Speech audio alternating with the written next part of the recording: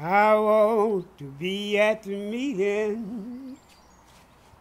I want to be at the meeting when all the saints get home. After separation of the right and the wrong. Columbia is a town along the Chattahoochee River in the southeast corner of Alabama. People settled here long before Alabama was a state. It's been an important center of trade and a place of innovation. There is a rich history here worth enjoying. We can learn about past generations and their contributions to the people of today. This past can help inspire the present to move forward into a bright future. The Columbia area was settled by Native Americans thousands of years ago. Between 800 and 500 years ago, a group from the Gulf Coast to the south traveled up the Chattahoochee River, possibly in dugout canoes, to the mouth of the Omussie Creek. Here, they built a village and a platform mound. This became the northern extent of this culture. Here, they planted crops, built their homes, and raised their families. The most recent Native Americans to inhabit the area were the Yamasee, who may have been pushed here from farther east by colonies pushing westward. In 1818, Columbia was located between areas controlled by the Seminoles and the Creeks. In the early 1800s, settlers of European descent found their way to the area. The town of Columbia was started closer to the Chattahoochee River than where it is now. In 1826, it became the seat of Henry County for 7 years before it was moved to Abbeville to the north. The town was a port of call for steamboats for many years and was home to the first female to receive a captain's license, Callie Leach French. The steam calliope that she played on her ship, the New Sensation, is at the Mariners Museum in Newport News, Virginia, and may be the last of its kind in existence. The steamboat traffic decreased in the 1880s when the railroad lines began passing through the area. Due to the occasional threat of river flooding, the town gradually moved to higher ground, on a rise to the north and away from the river. However, Omussie Creek and the Chattahoochee River continued to be a vital part of the town. Columbia's first known incorporation in 1870 lasted less than a decade due to the population fluctuating. In 1880, Columbia was reincorporated and has been incorporated continuously since then. Columbia adopted electricity years before the vast majority of Alabamians. The first electric streetlights were erected in 1900. A group of Columbians built a wood-fueled steam plant on the corner of Main and North Street, which operated for 11 years.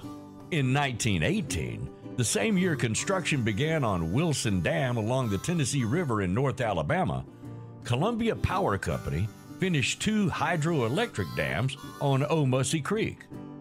The Bates and Blewett dams began generating electricity to both Columbia and the surrounding region. Blewett Dam was remote controlled from Bates Dam, further upriver, which was a unique feat of ingenuity and engineering. The Bates plant was run by Mr. William W. Peterson, despite the loss of his hands in a railroad accident. Alabama Power Company recognized the importance of this company and acquired it in 1925. Columbia became the birthplace of the Southeast Division of Alabama Power. Unfortunately, in the spring of 1928, 18 inches of rain fell, flooded the region, and severely damaged the hydroelectric power plants, and they were abandoned. The shell of Bates Dam is still standing, but the creek has carved its way around it. Still, the area continues to be important to power generation, with Joseph M. Farley Nuclear Power Plant being just 6 miles to the south. Despite the setback, Columbia continued to move forward into the early 20th century. The town grew, buildings went up, and there were even horse races through the center of town. The 1940s and 50s were an active time for Columbia, with many businesses operating in the downtown area. There were grocers, drugstores, pool rooms, and industries including cotton gins and a peanut company. Columbia was and is a rural town with a tightly knit community. Columbia had factories that made bricks and blouses, feed mills, a cucumber plant, peanut processing, and later, Russell Mills had a clothing plant. The town of the 40s and 50s included parts of the town first built in the 1800s and early 1900s. One of these older buildings was the Henry County Branch Courthouse. Built in 1889, it served as a branch county courthouse until 1903, when Columbia became part of the newly formed Houston County. It was then transformed into a large elementary school with many classrooms and a cafeteria. The building was demolished in the 1940s in favor of a new school. After its removal, a new city hall was built in front of where the courthouse once stood. It was finished in 1948 and housed the fire department as well as the town jail. Parked inside was the town's 1943 Chevy fire engine. At the southeast corner of Main Street and North Street was a steel water tower erected in 1894 and a community hall that once housed the hub of the town water supply and the first electrical generator before that. Just west of the community hall is one of the oldest buildings in the town, the old jail. It was built in the early 1860s during the Civil War, when Columbia was a major port for the cotton plantations of the region. It contained 2 cells lined with iron bars and iron spikes driven into the interior walls to deter escapes. Renovation efforts to restore the building began with the 1976 bicentennial celebration, and the jail is still standing. To the northwest, on the corner of Washington and North, was Pace's blacksmith shop. Here, agricultural equipment was repaired, and new parts were crafted. It was housed in a building that was a part of the R.E. Mercier Cotton Gin. To the east was the Rivenbark Ice and Cold Storage Company. This complex provided ice and stored meat for the town. Now, only a small number of foundation stones remain. In the early 50s was a cold storage. And they killed hogs and put them in an area that they would have them, and people go there and get them a part of their ham or bacon and stuff, and they would slice it for them. Further east, the downtown area began with a livery stable and mercantile store, owned by the father and son E.W. and A.D. Wilkerson, and later sold to the Chamber family. The livery was built between 1903 and 1910. When the Wilkersons owned the livery building, it provided housing and feed for horses. In the 1930s, there was a horse-drawn hearse and a 4-wheeled carriage in the back of the building and dry goods in the front. That was a stable. And when the people came here, the black people, when we came here, that's my daddy, and all of them would go in there, and that's where they tie the mules in there. The mercantile store sold a variety of goods from clothing to horse collars. The 6'4" E.W. Big Dad Wilkerson would sit in a rocking chair and play checkers with Coca-Cola bottle caps on top of a nail keg with one of his friends. In later years, the livery became a senior center, and the mercantile store became American Legion Post 166 for the local veterans. Heading north along Main Street, there were 2 competing hardware stores. First, Chambers, and then Blackwell's. Mr. Blackwell was known to have a small gambling operation around the side of the building.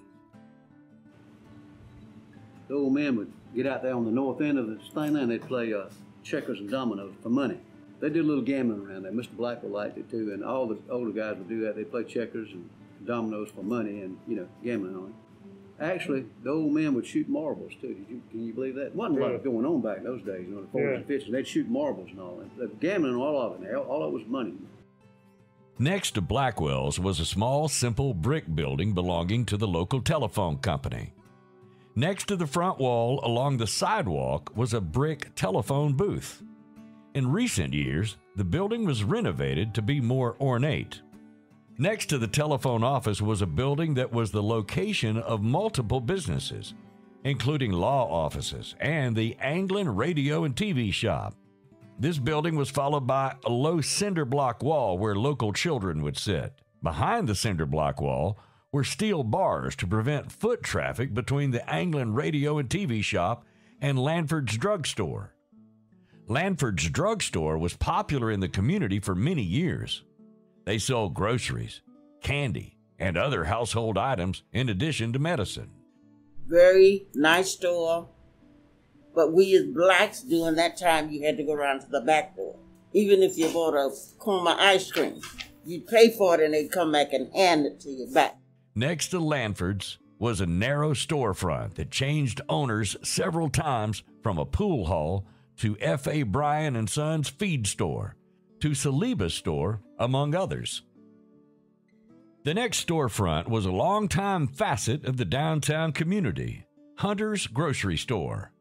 Many items were sold here, including canned goods, meats and cheeses cut fresh in the store, eggs, produce, and tobacco products. It was owned by Ennis Hunter, who, with his wife and kids, ran the store Monday through Saturday, 7 a.m. to 8 p.m., without fail, from 1947 until the mid-1970s.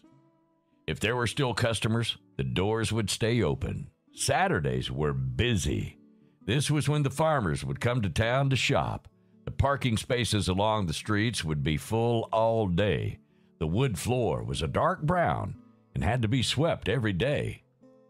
Just a little further down the street was the Morris Pool Hall. Here, locals shot pool, drank beer at the bar, and ate pickled eggs. It had a wood-burning stove in the back. A local barber shop was housed in the following building. The pool room and barber shop storefronts were later combined into Windsor's parts store. And one of the barbers along the way couldn't read, but he bought a paper every day. He looked at the pictures, and he'd talk about the pictures to his customers, and they didn't know that he couldn't read because he lived out in the country and came to town to cut hair. And he just didn't want people to know he couldn't read. And after he was older, he went to one of the night schools and learned to read. And when he went into the lady and carried his Bible in one hand and the Dothan Eagle in the other, and he said, "I want to read both of these, and then I don't want to read anything else." Most of the businesses along Main Street had coverings over the sidewalk to guard shoppers from the hot sun of summer and cold rain of winter. Adjacent to these businesses was Columbia Drug Company, run by Mr. John Beasley. The young people of the town enjoyed sitting at the marble-top soda fountain, eating supreme ice cream, and listening to the record player.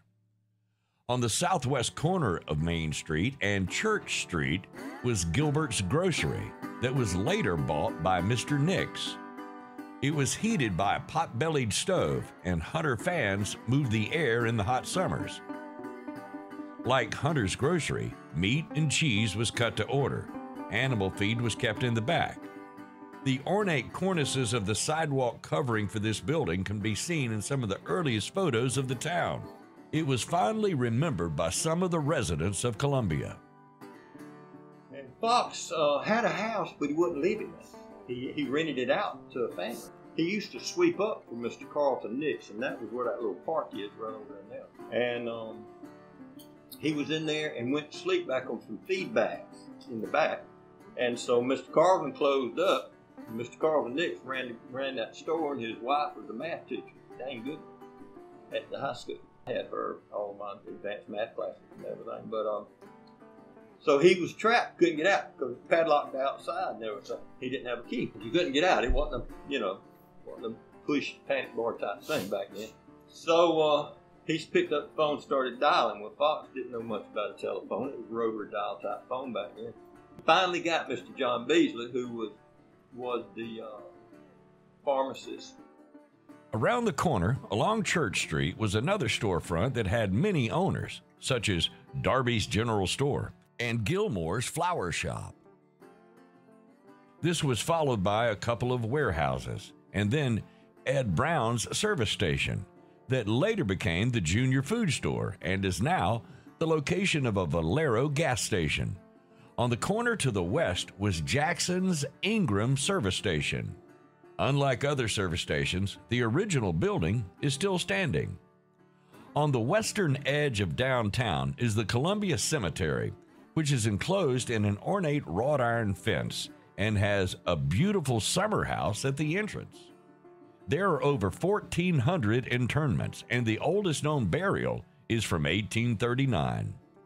One of the burials is of Charles Summerford, who was killed by a lightning strike in 1892.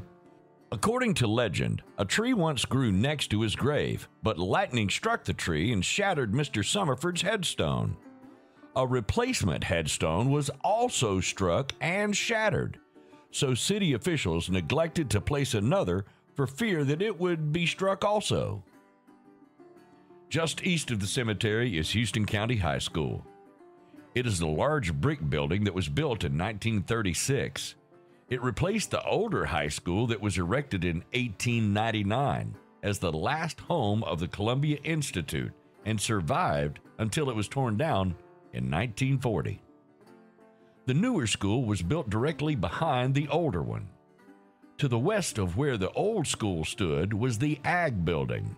Between the high school and the cemetery was a concession stand for the students.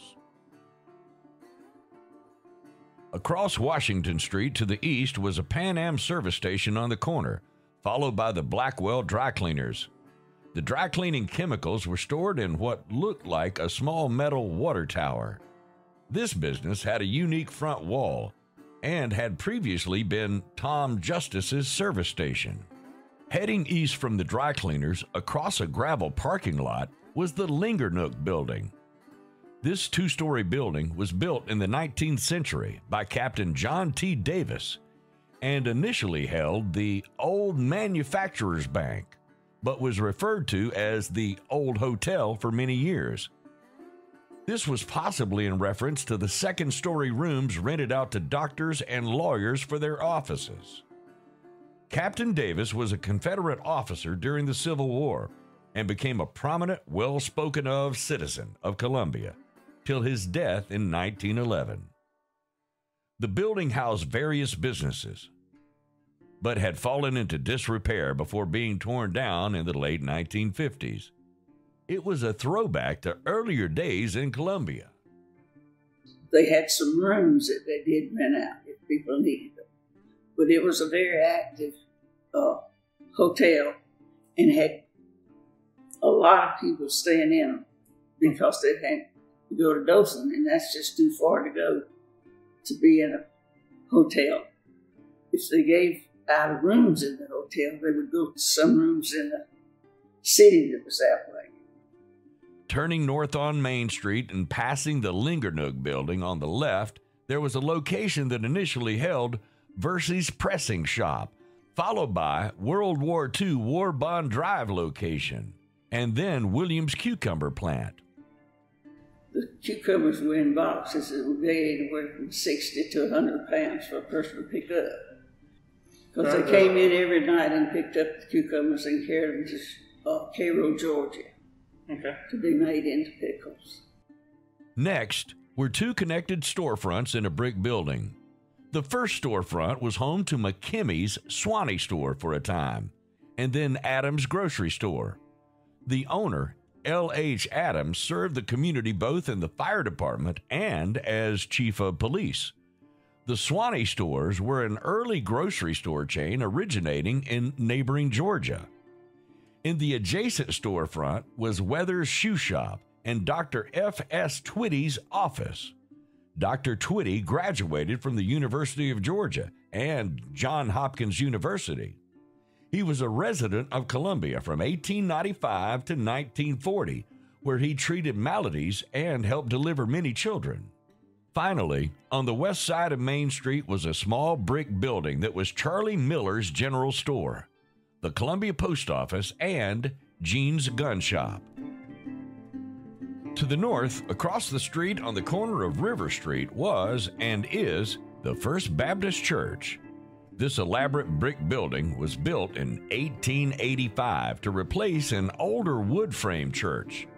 The congregation housed here is now over 175 years old, with more than 125 of those years in this church. The original steeple, seen in the early 20th century, had a spire extending up from a turret-shaped steeple. Just south of the church is the Wakefield House, which has stood next to the church for many decades. South of the Baptist Church, beyond the edge of the residences, was Bob Elliott's Cotton Gin, but by the mid-20th century, it was gone. By this time, it had become a place where the lot owner parked his peanut picking machines, and then became the Columbia Auto Sales lot. Next to the peanut pickers was the Columbia Theater. Here, the people of the town could come to see the movies like High Noon and Singing in the Rain, and cartoons like Bugs Bunny and Betty Boop. During intermission, when the reels were changed, moviegoers would buy candy, popcorn, and soda from the concession stand. And I could go around to the side, come around to her and look at, and I scoop the head down like that, and I'd go in. Not paying, you know. You can see when I read head down, I go and buy. Sometimes she'd catch me. My nickname was Boot, B-O-O-T. She said, Boot, come back here. I see you. I had to come back and pay my dime. My dime to go in there. And it cost was a dime. That's when I first started. My dime, it went up to a quarter. Beyond the theater, but in the same brick building, was a storefront that went by various names, including Freeman's Five and Dime, Thelma Mercier's Cafe, and Walt's Diner. Now, the theater was right beside Walt's Cafe, wasn't it? It sure was. Okay. Now, when we were like 14, 15, we'd come down here from practicing ball and go to Mr. Walt's and get us something to eat. Yeah. I can still, I feel like I can taste those hamburgers. They had a unique taste to them. Yeah. The south wall of this building was painted white and was the backdrop to a service station on the corner. The service station went through several owners, including Ed and Charlie McGriff, Mr. Woodham, who ran the Shell station here, and later Mr. Birch. This corner is presently occupied by a True Value hardware store and gas station. Turning east onto Church Street on the left was the lot to the service station, followed by the Columbia Post Office that was then home to Bristow Feed and Seed.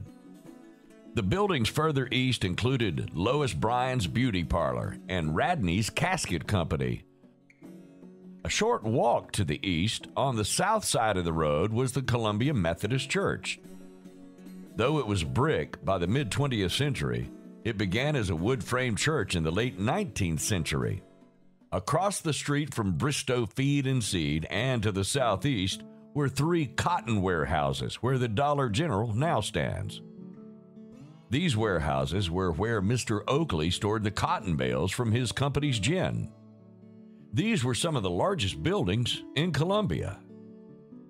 Bales of cotton were stored in them. We'd go in all those buildings along that. He had cotton stored in them, and they were just boarded up. You go in the back side, the front side I never saw open unless they were loading cotton out, you know.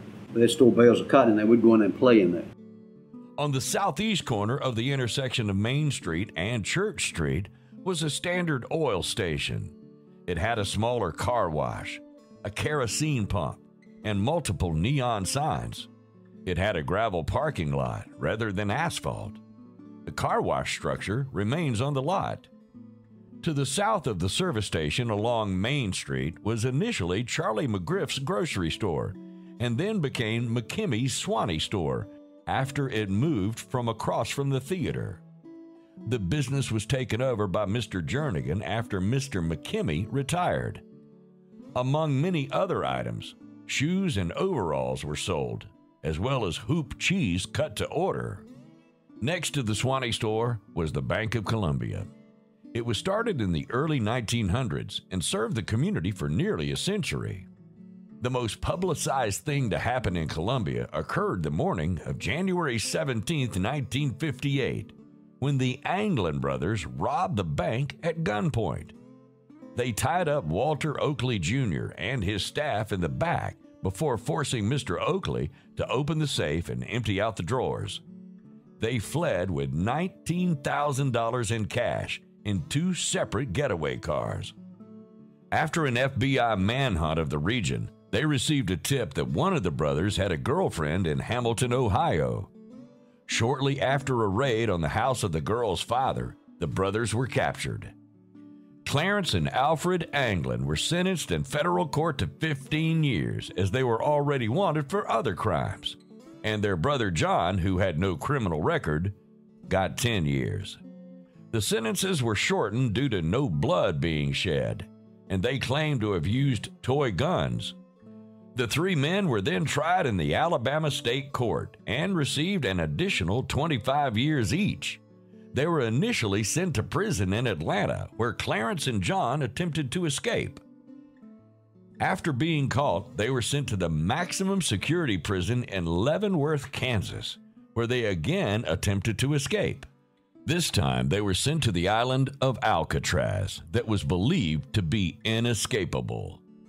On the night of June 11, 1962, the Anglin brothers, along with fellow inmate Frank Morris, escaped from the prison, never to be seen again. Most officials believe the prisoners drowned in the cold waters in San Francisco Harbor or were eaten by sharks. But it is possible that they escaped, so they continued to be wanted by the U.S. Marshals. Alfred was later killed by electrocution while attempting escape over an electrified fence with rubber tubing that failed to insulate him. The building now houses the Columbia Historical Society. Next to the bank was a small shop that contained dry goods, groceries under several owners. The small shop was between the bank and one of the larger storefronts in the downtown area. Built as the W.F. Oakley building by the father of the bank manager involved in the robbery, it housed the Tom Sanders grocery, followed by the Lewis store. The building had a large stone pinnacle at the top of the front wall with W.F. Oakley inscribed on it. To the immediate south were 2 storefronts, very similar to Hunter's Grocery, across the street, with large windows and recessed doors.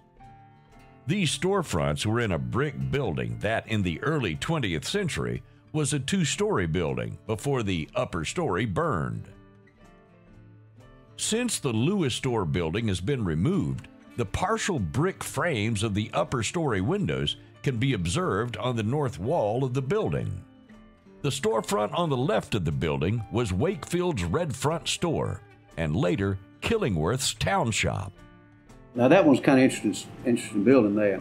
A little bit of history on it. It was a dry goods store in later years, but when you went in to the left, you could actually pick up a trap door, and there was a room downstairs. It was a barber shop. In recent years, it was discovered that there was a 1-room barber shop below ground. It may have, at one time, opened onto stairs leading to the sidewalk.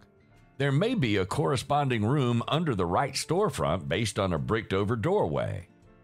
The basement barber shop had brick walls, a fireplace, and a concrete and brick floor. A black and white 19th century portrait was found tucked into a crawl space between the back wall of the barber shop and the floor of the store.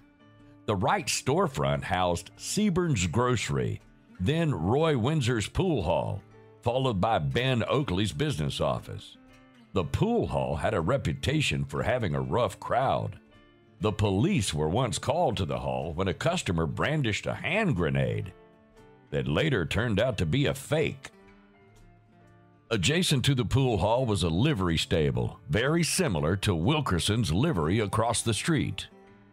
This building was later converted into the Town Fire and Rescue Building.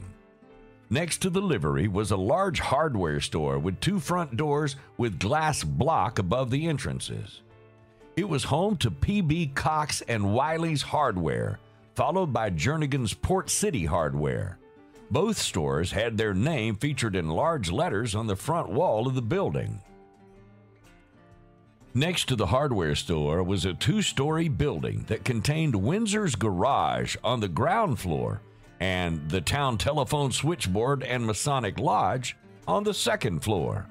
On the northeast corner of Main Street and North Street and south of Windsor's Garage was a much smaller building containing Bowie's Dry Cleaners. It was faced with cinder block rather than brick and had once been the town alcohol dispensary. Around the corner and east on North Street behind Bowie's Dry Cleaners was Marion Oakley's Cotton Gin. This gin had been running since the 1900s when it was owned by R.L. Williams. Marion Oakley also owned the peanut processing plant across the street, whose large steel building was prominent on the Columbia landscape in the mid-20th century. Prior to the peanut plant, the land had contained ball fields for the town children.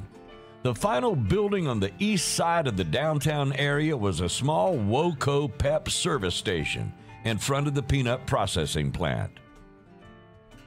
The settlement of Columbia began thousands of years ago. Native Americans made this confluence of the Omussie and Chattahoochee home. In the early 19th century, this area was the frontier between the Creeks and Seminoles. By the late 19th century, Columbia was a bustling and growing town. In the early 20th century, hydroelectric plants were generating power for the region. In the present day, the Columbia area continues to be vital to the region's electrical grid with the Farley nuclear plant.